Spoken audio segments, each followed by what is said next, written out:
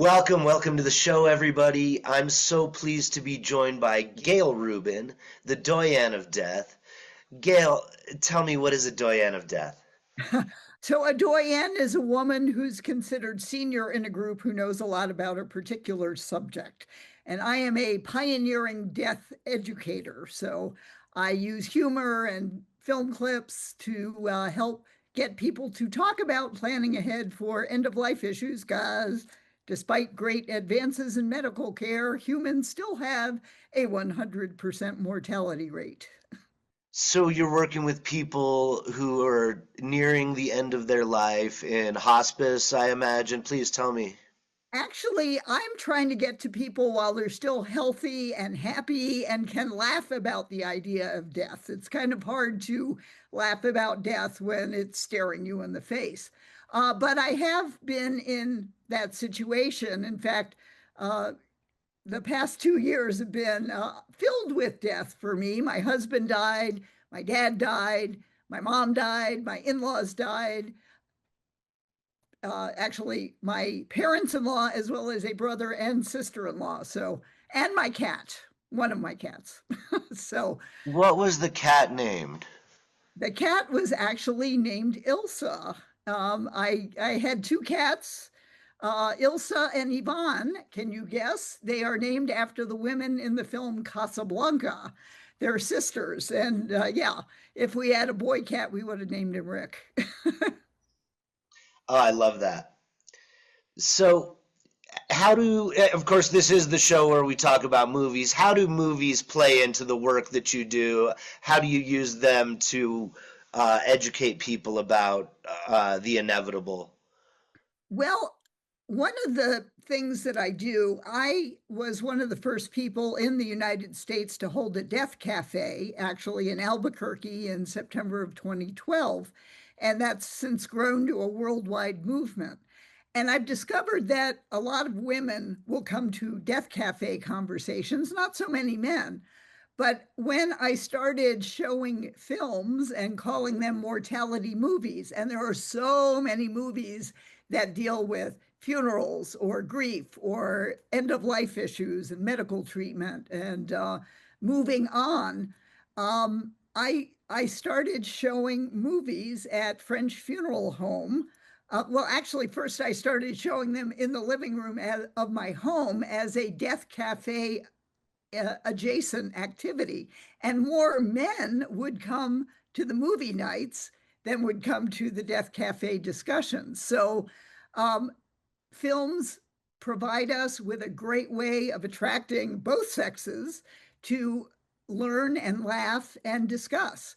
And I'm very happy that movies also stick with you a lot longer than anything a speaker would tell you about planning ahead for end of life issues. Now, what is a death cafe? Oh, the Death Cafe is a worldwide movement that got started in England. They're gatherings where people get together, you have a little coffee or tea, some cake or cookies, and talk about what's ever on your mind or your heart about mortality issues.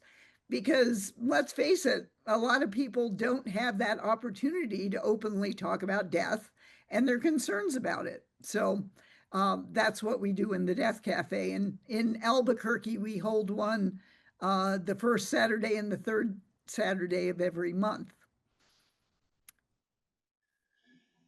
So, what is the difference between being the Doyenne of Death and, say, a death doula? So, death doulas are people who work with the dying and their loved ones in a non medical fashion to help prepare for death and actually help the person through that transition from life to death. I have been in that position. I'd rather be a death educator as I am, getting to people while they're, like I said, while they're still healthy and yeah, we don't have to deal with death right away. So, what can you tell us? What do we healthy people listening at home need to know about death?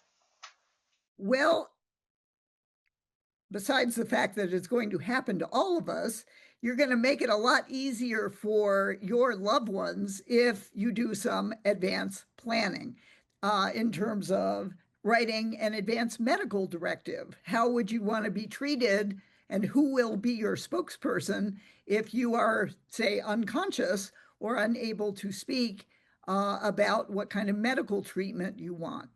Is that like power of attorney? Power of attorney is a separate document which gives somebody the power to act financially on your behalf while you're still alive. And then that is different from your executor, who you name in your will, who would be in charge of closing down your affairs after you die. And, a lot of people have a will, well, they need to have a will. In fact, even though 100% of us die, only about 30% of people do any end of life planning. Is it true that you have to get it notarized? Yes, yes. In fact, I was just in California about a month ago for a friend of mine who had glioblastoma, and he wanted to access medical aid in dying. And he had created a will and a power of attorney and advanced medical directives, but he hadn't signed the papers. So that was my first job while I was there, was, okay, we're getting a mobile notary here to the apartment to get, your signature and witnesses on these papers. But in addition to a will, many people might want to consider a trust, depending on, if they own property and the value of their assets. I heard that you had to have about 13 million before that started to make sense. Is that true? No, totally not true. Um, my parents had a trust, and I am the executor of that trust. And one of the great things about a trust is it keeps all of your financial information private. If you go to into probate court, all of that information becomes public. And I found, as I'm carrying out the wishes of my parents' trust, that there was one account that was not in the trust and had to be probated. And as a result of that, I started getting letters from all of these companies saying, hey, we want to buy this property in Florida from you, blah, blah, blah. Nobody would have known about that if we didn't have to go to probate. What is probate? So, probate is a special court of law where wills are processed. You say you want whatever assets you have to go to certain people, but somebody, your executor, your personal representative, needs to be appointed by the court, and that's part of the probate process. There are other ways to transfer your assets to avoid probate, like putting beneficiaries on your account so that automatically goes to whoever you want it to go to without having to go to probate. But um, there's a lot involved with that. Now, you're preparing people for the inevitable. You're using movies and humor to guide them along the way. And all this planning that you're doing it for an indeterminate date. What can you say about the just the unknown timing of death? I think it makes people very nervous to not know exactly when they're going to die. But one of the things we have in New Mexico is medical aid in dying, which, if you qualify, uh, your loved ones will know the exact date of your death once that ingestion date is set. And that's very strange to know that date as well. But the uncertainty of not knowing our demise date makes people very nervous, and also I think contributes to the fact that so many people don't do end of life planning, which is only going to put your loved ones in a much worse position, not if but when you kick the bucket. Why don't you tell me a little bit about some of the specific films that come into play in this series? Oh my gosh. Well, I am putting out, I'm actually writing a book called 98.6 Mortality Movies to Watch Before You Die. And these are remarkable films and TV shows to discuss death and plan ahead. And I've got them grouped into different categories, films featuring funerals and funeral directors, films about medical treatment and end of life issues, uh, death fantasy, afterlife visions. Oh, there's so many of those. Also about grief and growth, animated films and documentaries. And then, of course, about mortality and living life fully. And before we jump into the titles, can you say anything about grief? Sure. Grief is a very real thing.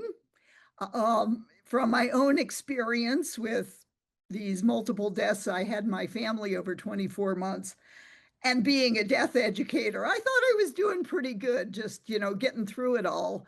But I was really actually putting grief off, and grief will get you one way or another. Weight gain, insomnia, strange body pains, exhaustion. Um, I finally actually, when my brother and sister-in-law both died unexpectedly within a week of each other, that was like, that's it. I am officially bereavement overload mode. I did start going to a grief therapist, and I had a psychedelic assisted therapy session in Santa Fe that incredibly got me through the valley of the shadow of death, and I am much happier now. Tell me more about that.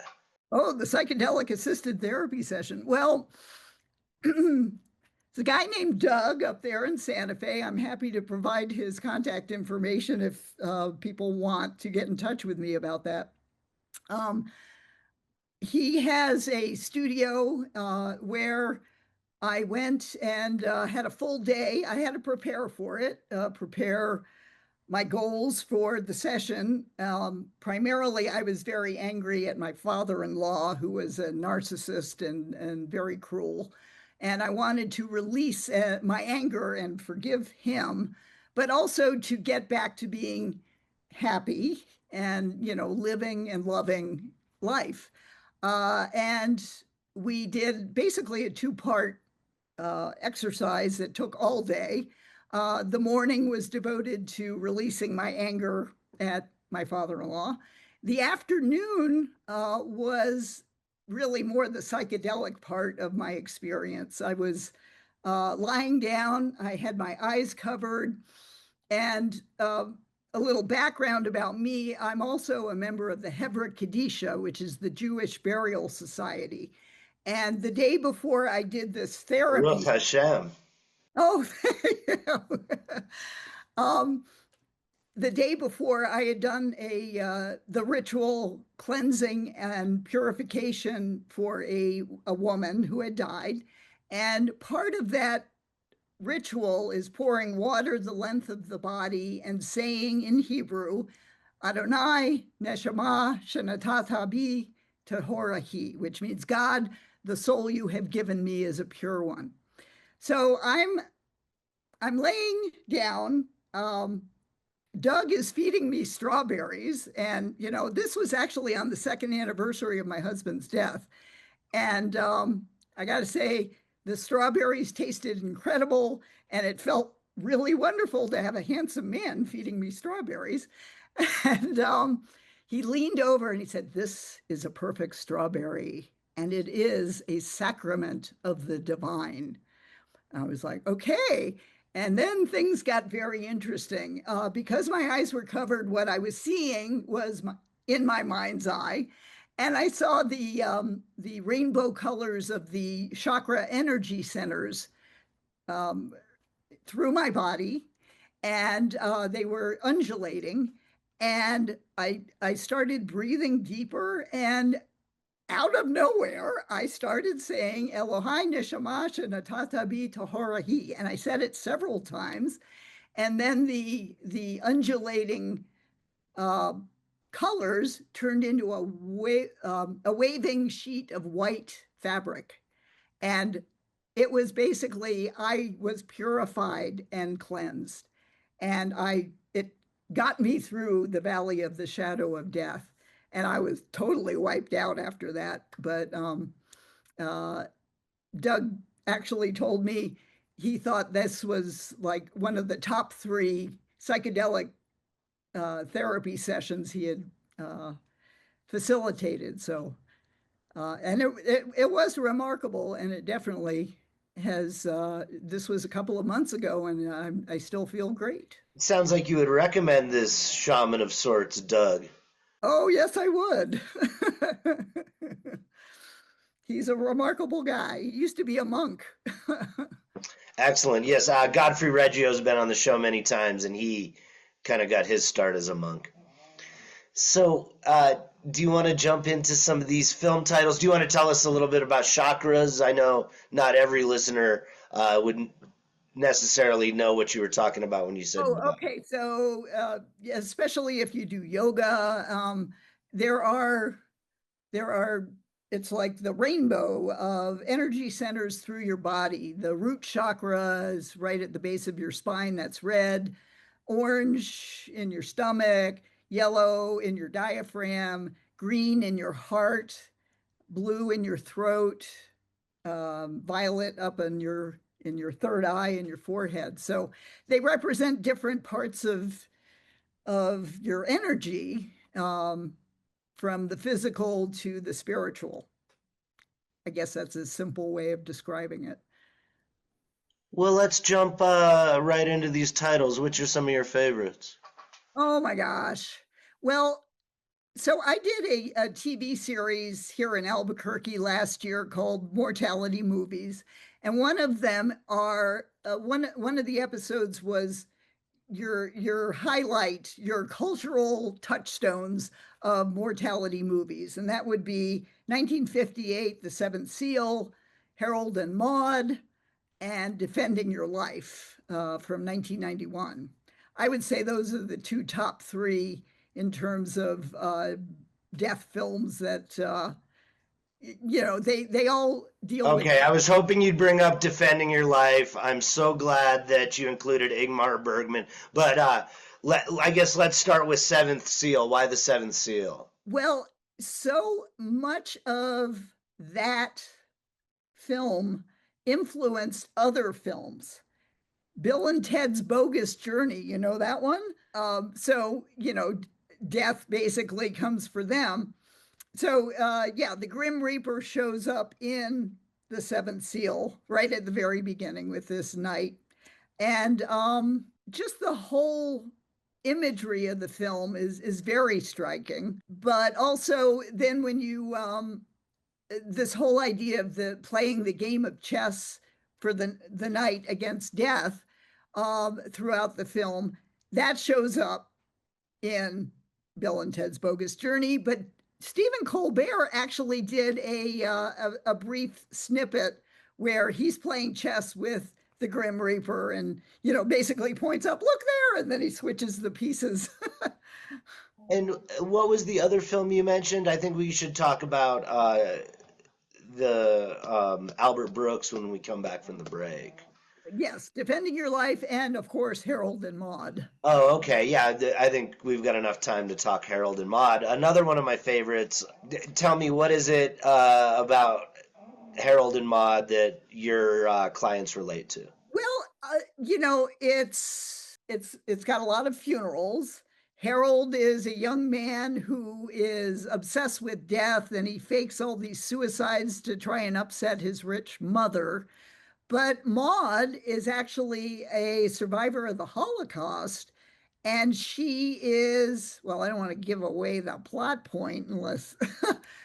No, I mean, I guess there would be younger listeners who haven't seen it yet who we could spoil the ending for. But I think, yeah, it's this kid who's doing all these crazy things to freak out his parents, and he falls in love with this much older woman, Maud, and it's a beautiful story of love and friendship. Everybody, we're talking with Gail Rubin, the Doyenne of Death, and Gail, how can people get a hold of you? My website is agoodgoodbye.com. Gail, you mentioned one of my favorites, Albert Brooks, Meryl Streep.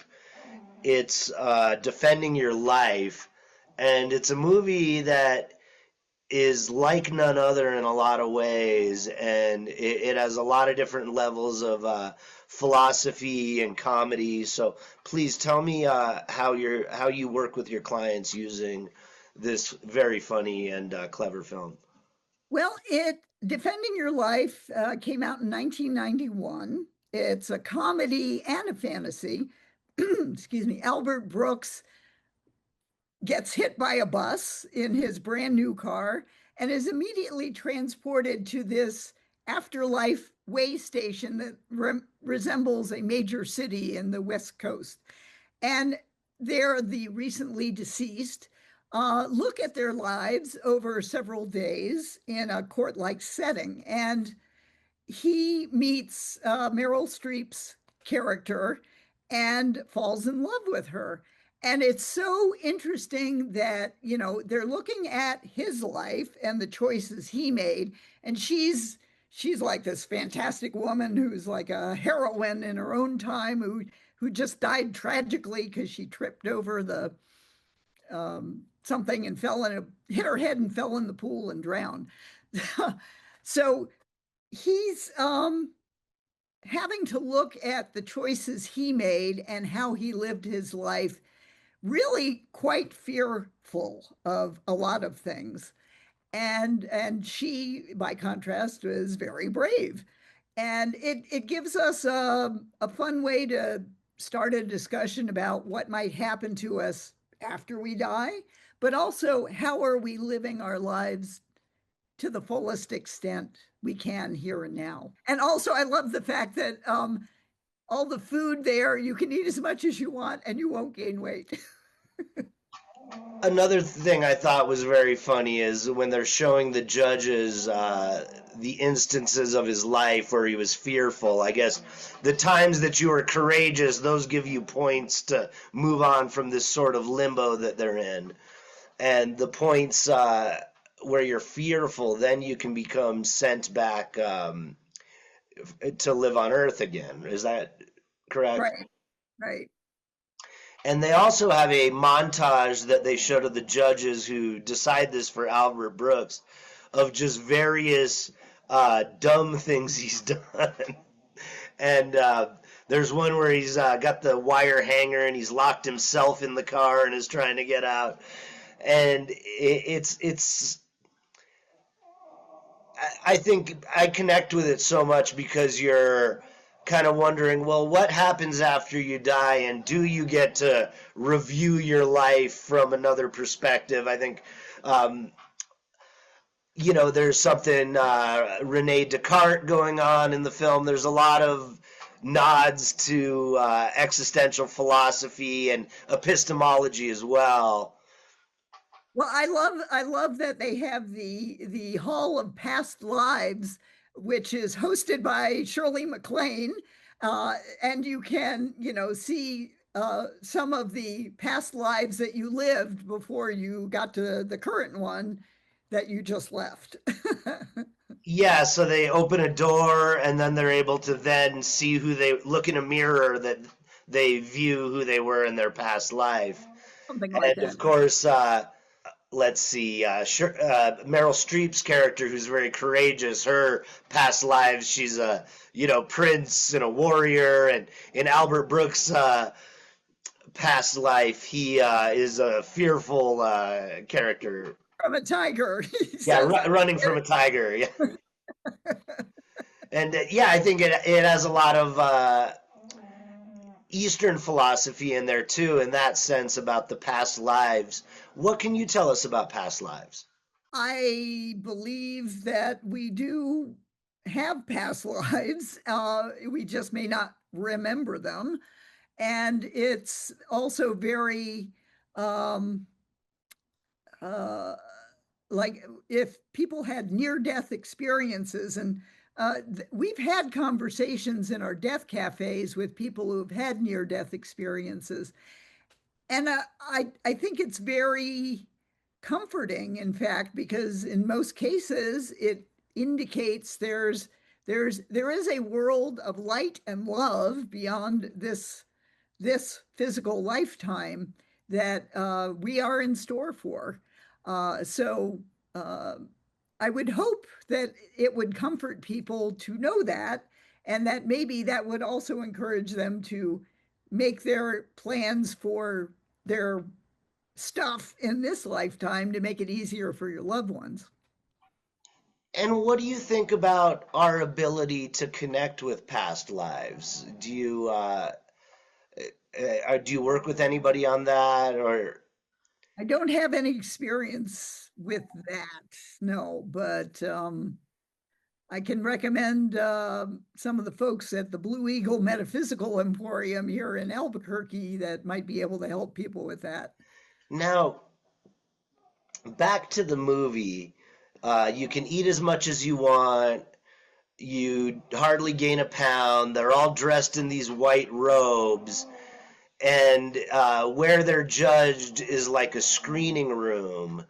And he, through the process of this, falls in love with Meryl Streep, and you kind of get to see him be fearful and the things throughout his life that have stymied him in the past continue to stymie him. Well, but the love that he develops for her in the afterlife actually gives him the courage to help him move on. And that's one of the wonderful things about the film at the end. And what else can you say about the movie? The music is by Leonard Bernstein, and Barbara Streisand performs some of the songs. Oh, that's yeah, the CD he's listening to before he gets hit by the bus. Um, and there are all these activities in the afterworld. In Judgment City is the what the place is called. You can go to a comedy club, you can go to a sushi restaurant, you can go to an Italian restaurant. Um, it's just such a delightful meditation on what might happen, and it's like they just want to make you as comfortable as possible while you're being judged.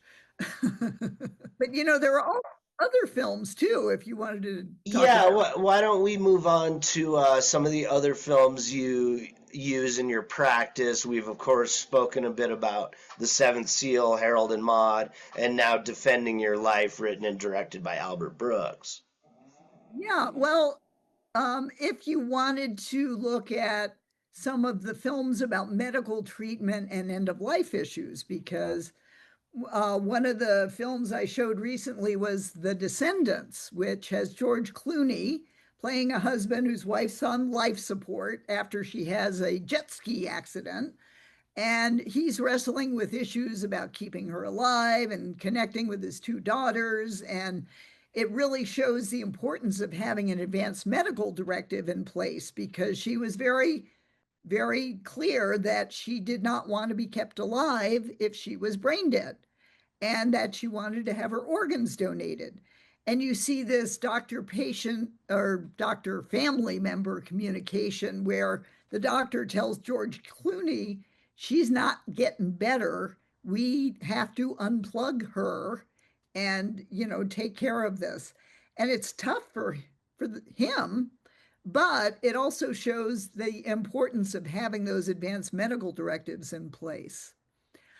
Another film that I showed recently was Blackbird from 2019 with Susan Sarandon, plays a terminally ill mother. She's got ALS, and she gets her family together for a weekend before she accesses medical aid in dying. And this is actually in a state before it's legal in that state. So that raises a number of issues. Um, and here in New Mexico, as I mentioned, medical aid in dying is available if you've got a 6-month terminal condition. I like to say life itself is a sexually transmitted terminal condition, but we just don't know our expiration date. So, tell me a little bit about the Mortality movie series. So I started showing movies in my living room at the beginning of 2025 and let people know who are on my Albuquerque Death Cafe meetup group know about it.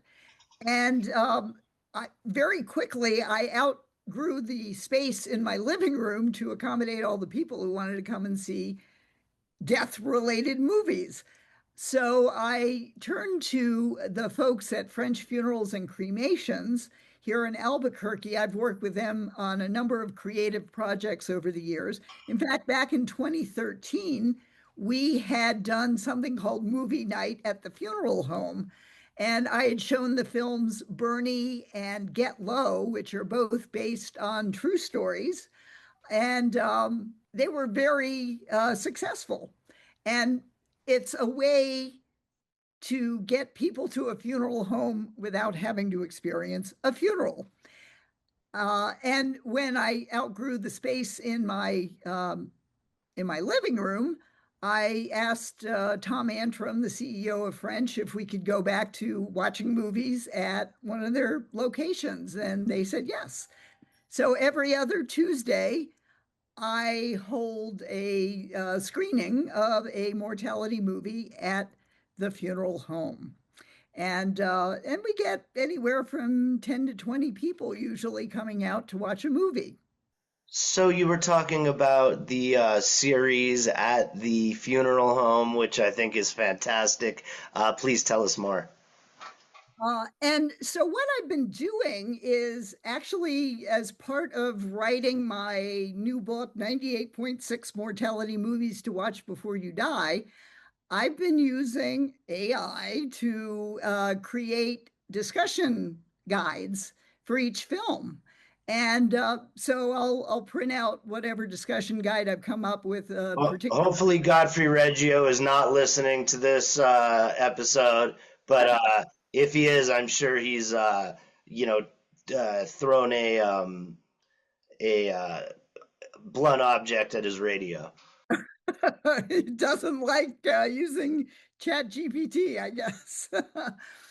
But it helps me because it actually even raises issues that I don't think of in relation to certain films. And so I'll go through about five different discussion points related to whatever movie we've just watched, and we have a nice conversation. And and in the summer, I've been doing it in the backyard. I have a outdoor projection system, and I'm added Saturday night special mortality movies. Excellent. And so, have you listed them all yet, or do you want to list some more that you've played as part of this series? Oh, well, yeah, sure. We watched, no, we didn't do Wit yet, but that's a very powerful film. Peter, I haven't shown that, but I'm including it in the book. Uh, I'm just getting, I love to go to thrift stores and our friends of the library sale to get DVDs. I am a DVD based person with this film showing. Uh, and Coco is a great film, especially with the Dia de los Muertos theme and the idea of remembering our ancestors and honoring, our passion for music. what about Four Weddings and a Funeral? That's so interesting. I have a section of the book for scenes from movies that I don't really consider mortality movies. But Four Weddings and a Funeral always comes up because it's got a funeral. And it's actually a great reading of the W.H. Auden poem, Stop All the Clocks. And it's a very powerful scene for a funeral. But I mean, the rest of it's all about weddings. So,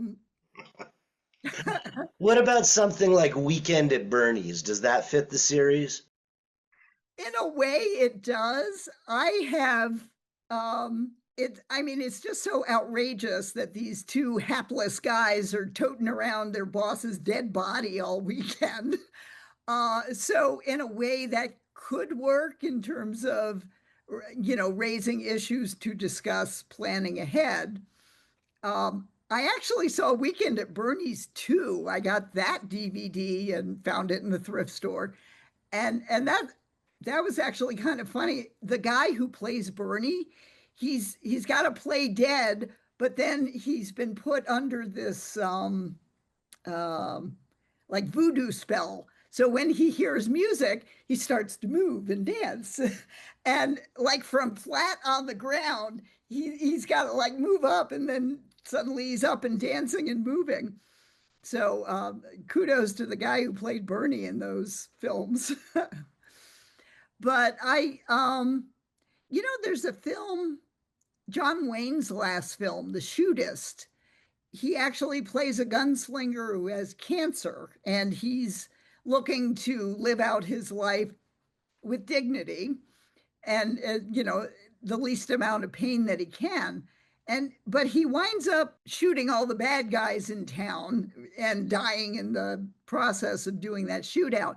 But I think that's an interesting film for looking at people who have a terminal illness but still want to go out on their own terms. And it's Don Wayne, and it was his last film in 1976. A friend of the show, Scott Ross, worked on Who Framed Roger Rabbit. I noticed that was one of the films in your reel, and of course, we've had him on the show to talk about it. So, what can you say about that particular movie? You know, um, the detective, his brother, Toon killed his brother.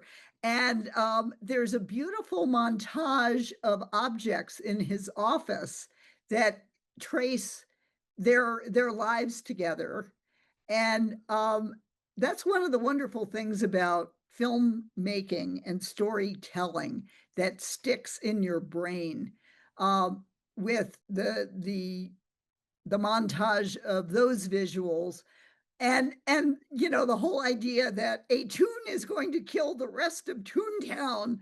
um and yes, that's how we start out that montage. It's death. And actually, all right, so we'll give people the first clip, but that montage, and I hope you can include it in the video of this.